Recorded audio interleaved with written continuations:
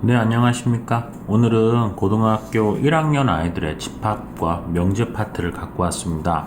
저번 시간에 이어서 집합을 한 3문제 정도 하겠고요.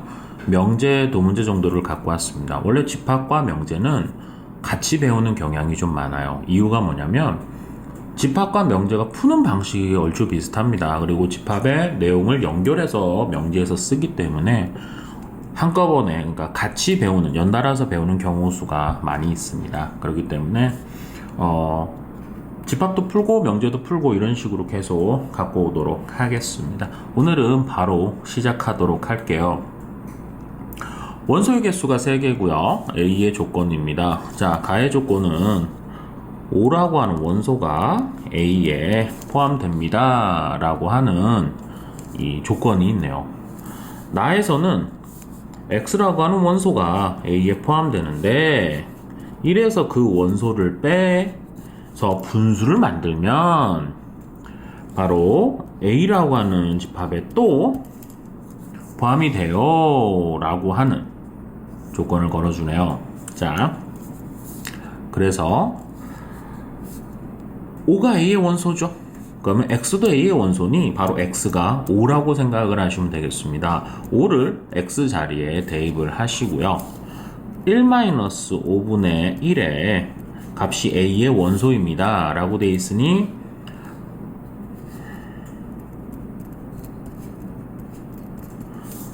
마이너스 4분의 1이겠죠.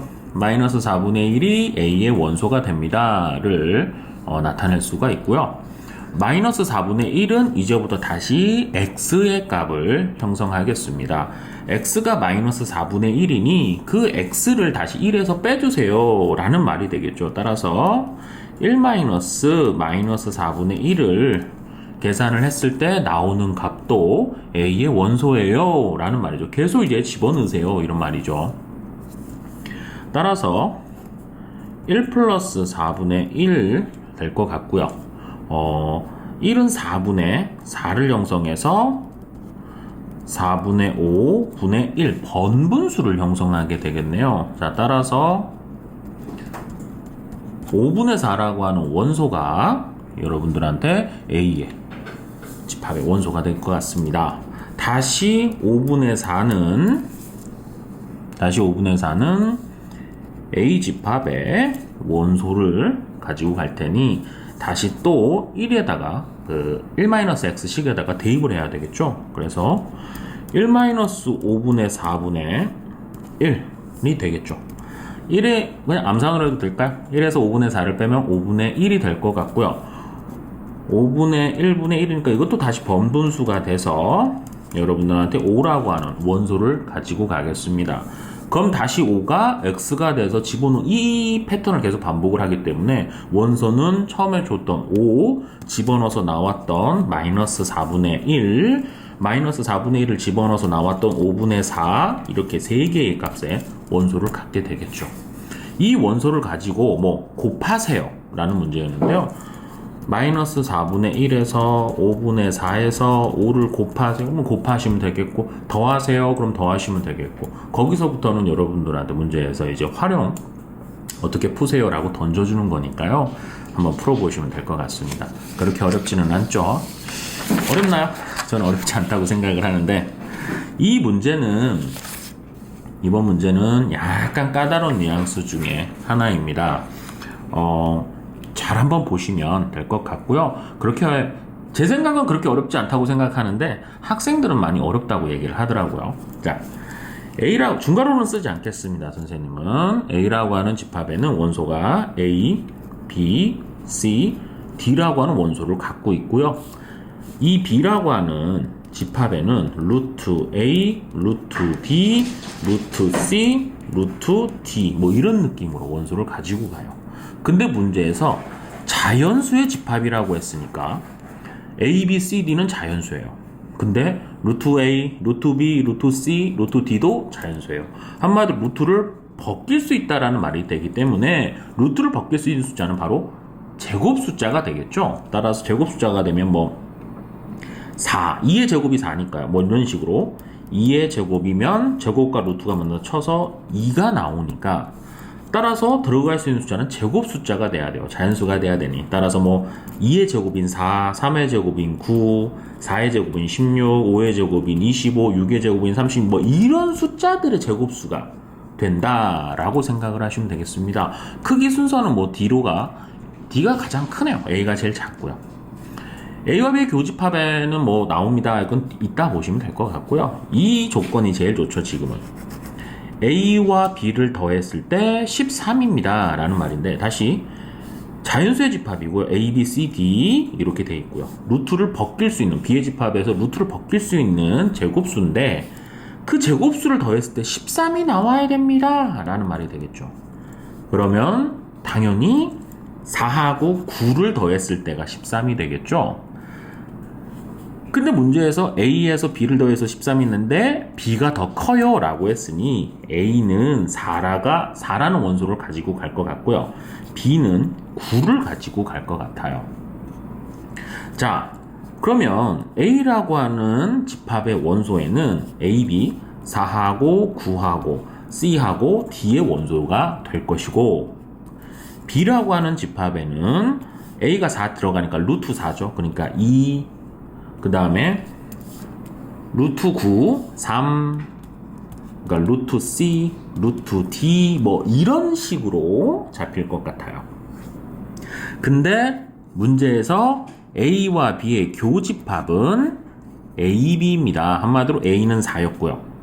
B가 9였죠. 한마디로 교집합을 했을 때 4와 9를 원소로 가져요 라는 말이니, A라는 집합에는 4와 9가 있으니 B라는 집합도 4하고 9가 있어야 돼요. 당연히 루트 C가 4를 갖겠고요. 루트 D가 9를 갖겠죠. 그죠? 그래야지 4하고 9의 같은 교집합을 형성할 수가 있을 테니까요. 루트 C가 4라는 말은 제곱을 하시면 C는 16이 되겠죠. 따라서 C는 16이고요. 이제 그냥 해볼게요. 루트 D가 9가 돼야 되니까 D는 9, 81을 가지고 갈 것 같습니다. 문제에서 A에서 D를 더하세요 라는 말이니 A4, D81 뭐 더하세요 그러면 뭐 85 이렇게 잡으시면 되고요. 여기도 활용이 들어가겠죠. 뭐 A, B, C, D를 다 더하세요 그럼 더하시면 돼요. 곱하세요 뭐 나누세요 이런 느낌으로 활용이 들어가겠네요. 어떻게 알아는 들으실지 모르시겠어요.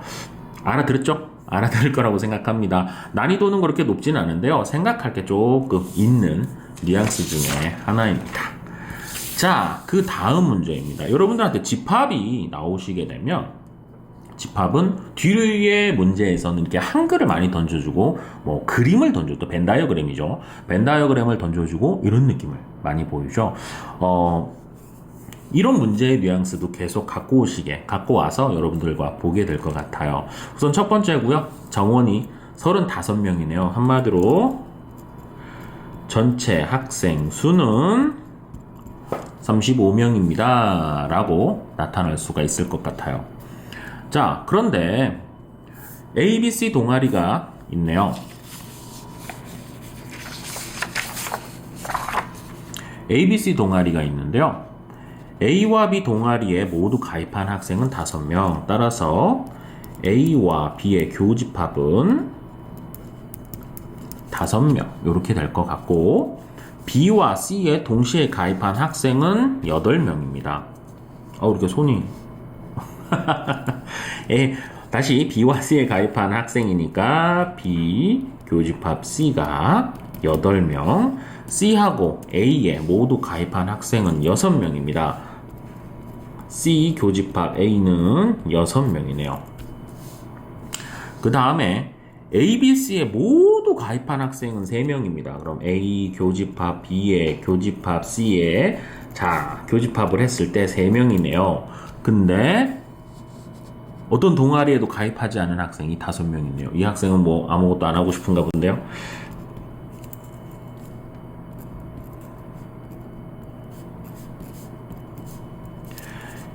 어떤 동아리에도 가입하지 않았으니까 A랑 B랑 C랑 아무것도 가입하지 않았어요. 여집합을 한 아이들이 바로 5명이에요. 라는 말이 되겠죠. 그랬을 때 하나의 동아리에만 가입한 아이들을 구하십시오. 라고 돼 있는 뉘앙스의 문제네요. 자, 이제 문제는 다 읽었으니까 그림으로 한번 볼까요? 선생님이 한번 그려볼게요. 전체 집합이고요. 전체 집합은 35라고 하는 숫자를 가지고 갈 것 같네요. A집합, B집합, C집합.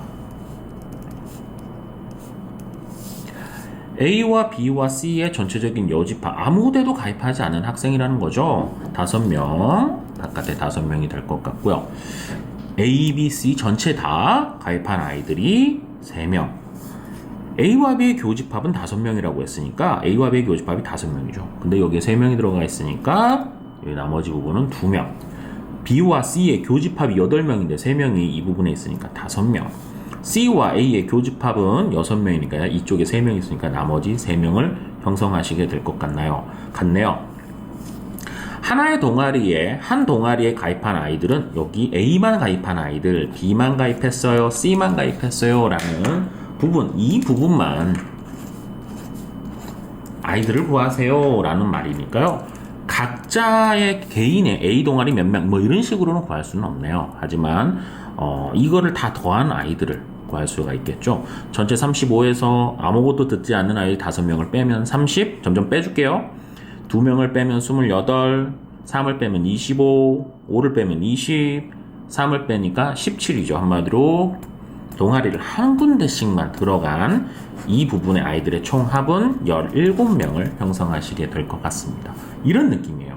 뭐 그렇게 어렵지는 않았죠, 이 문제는요. 저만 그렇게 생각하는 건가요? 처음부터 너무 어렵다고 생각을 하시면 안 됩니다. 처음부터 너무 지레짐작 겁을 먹으시면 안 돼요. 문제는요. 항상 공부는 자신감 있게 붙으십시오. 자, 이번엔 명제의 문제입니다. 명제는 참과 거짓을 판단할 수 있는 문제를 명제라고 하죠. 이 글이 거짓말이야. 그럼 이건 명제가 아니야가 아니라 이 글이 거짓이야를 판단할 수 있으면 명제입니다. 참과 거짓을 판단할 수 있으면 명제구나 라는 거를 잘 생각해 보시면 될 것 같아요. 자, 명제가 참인 것을 한번 찾아보십시오. 자, A하고 C를 곱한 값과 B하고 C를 곱한 값이 되면 A와 B는 같아요 라는 이 문제인데요. 명제는 집합과 똑같이 항상 앞을 타켓을 보는 거예요. 앞에서 나와 있는 값들을 쫙 적으시든가 생각을 하셔서 이 값이 뒤에 포함됩니다. 다 포함됩니다. 라고 하시면 이 명제는 참인 것이고요. 하나라도 포함이 안 되시면 얘는 거짓입니다. 이렇게 판단하시는 거예요. 예를 들어서 A하고 C와 B하고 C의 값이 똑같아요. 근데 C라고 하는 값은 어차피 같을 수밖에 없죠. C의 값을 선생님이 2라고 한번 생각을 해볼게요. 그럼 A에다가 뭐 같아야 되니까 A에다가 3을 집어넣을게요.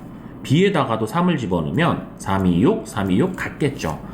그리고 만약에 A에다 마이너스 3, B에다가 마이너스 3, 그럼 마이너스 6, 마이너스 6 같죠. C는 같을 테니까 A와 B가 같을 겁니다 라는 말에 이 명제입니다. 근데 이 값들을 다 생각해보면 참인 것 같지만 거짓이죠. 거짓을 판단해 보겠습니다. 그것의 예를 들은 것을 반례라고 하죠. 반례를 한번 들어볼게요. 선생님 A에다가 3을 집어넣고요. B에다가 2를 집어넣어 볼게요. C라고 하는 같은 문자를 곱해 볼게요. C에 0을 집어넣어 보고요. 이렇게. 그러면 앞쪽에서 3에서 0 곱하면 0, 2에서 0 곱하면 0, 0과 0 서로 같죠. 한마디로 A, C와 B, C를 곱한 값은 서로 0으로 같아요. 근데 A와 B의 값이 같았나요? 안 같죠? 그러니 이 같지 않은 경우의 수가 있었기 때문에 얘는 명제가 아닙니다. 이런 식으로 앞쪽에 있는 값을 다 갖고 가게 만들어 주시는 게 바로 명제입니다. 자, 니은입니다. 이번엔 A가 2를 가져가네요. 그러면 A제곱이 4가 나옵니다 라는 말인데 A는 2는 무조건 고정이네요. 뭐 어떤 값을 추론할 수 있는 건 아니고요. A는 무조건 2가 고정이니 2의 값이 뒤에 포함이 되시면 됩니다. A제곱이 4라는 말은 A는 2와 마이너스 2를 갖죠. 따라서 2라고 하는 값이 여기에 포함이 되기 때문에 나의 조건은 맞는 걸로 판단을 하겠습니다. 자, 디귿입니다. a-1과 b-1을 곱해서 0보다 커요. 그러면 a는 1보다 크고 b는 1보다 크다 라고 하는 명제인데요. 과연 이 명제가 맞을까요? 선생님 발레를 바로 띄워도 될까요? 거짓입니다. 두 개를 곱해서 0보다 크다라는 말은 플러스 플러스를 곱해서 0보다 크고 마이너스 마이너스를 곱해서 0보다 클 수가 있기 때문에 a에다가 선생님이 마이너스 2를 집어넣어보고 b에다가 마이너스 3을 집어넣어볼게요. 그러면 앞에 계산하시면 마이너스 3이고요. 뒤에 계산하시면 마이너스 4죠. 두 개를 곱하시면 12라고 하는 값이 나와서 0보다 큽니다를 만족을 하죠. 근데 이 값이 뒤에 포함이 돼야 돼요. a가 마이너스 3이에요. 근데 a는 1보다 크죠? 이 조건에선 a에다 마이너스 3 집어넣고 죄송합니다. a에다 마이너스 2 집어넣고 a에다 마이너스 2, b에다가 마이너스 3을 집어넣었죠. a가 마이너스 2면 1보다 큽니다를 조건을 허용하지 않죠. b가 마이너스 3을 집어넣었으니까 b가 1보다 큽니다라는 조건에도 부합되고요. 따라서 맞지 않으니 C도 디귿도 명제가 아닙니다. 거짓입니다. 명제는 맞는데 거짓입니다. 마지막에 왜 이렇게 실수를 하죠? 말실수를? 선생님도 사람이라서 말실수를 하네요. 죄송합니다. 자, 마지막 문제네요.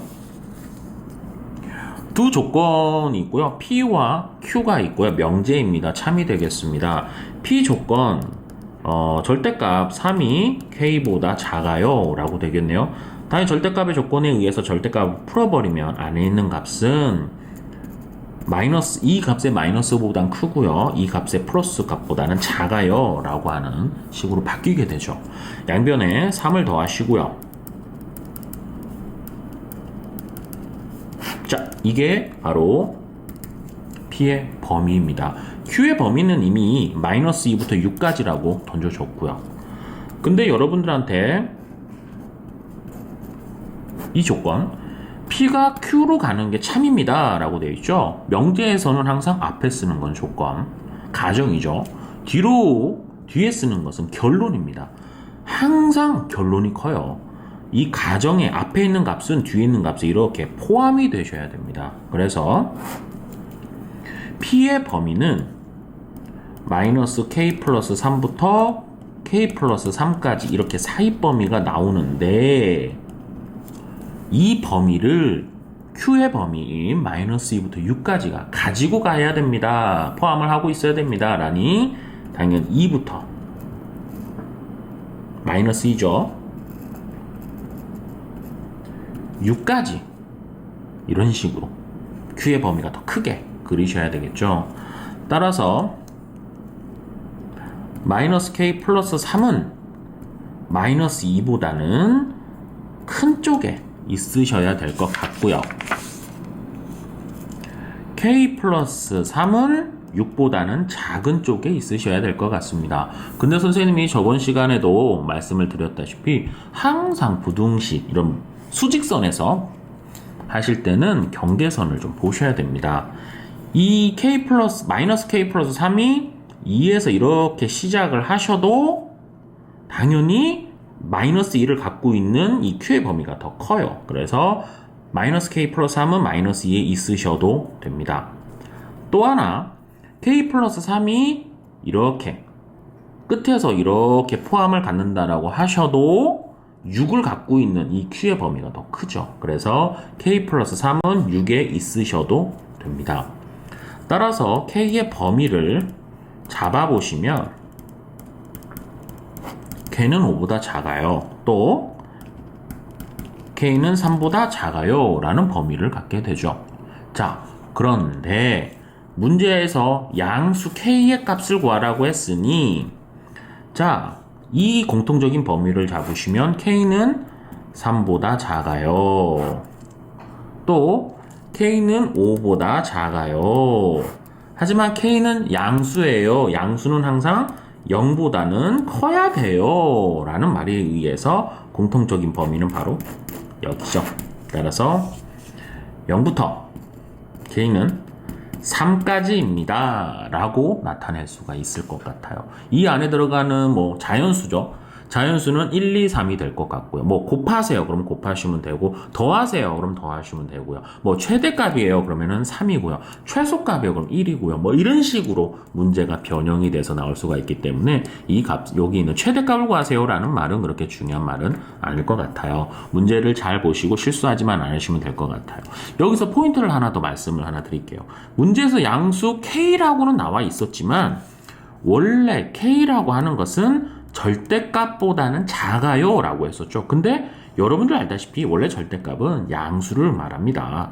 양수보다 작아요. K라고 하는 놈은 양수보다 커요가 되겠죠. K값에서는 한마디로 K도 양수를 형성을 하셔야 됩니다. 원칙적으로는. 그래서 양수를 의미하는 K는 0보다 큽니다 라는 전제 조건도 걸릴 것 같아요. 이렇게 보셔도 괜찮고요.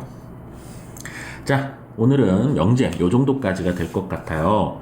어떻습니까? 좀 하실만 하신가요? 선생님은 집합과 명제는 조금 쉬운 축에 속한다라고 생각을 하는 선생님인데요. 근데 이것은 선생님의 개인적인 생각이에요.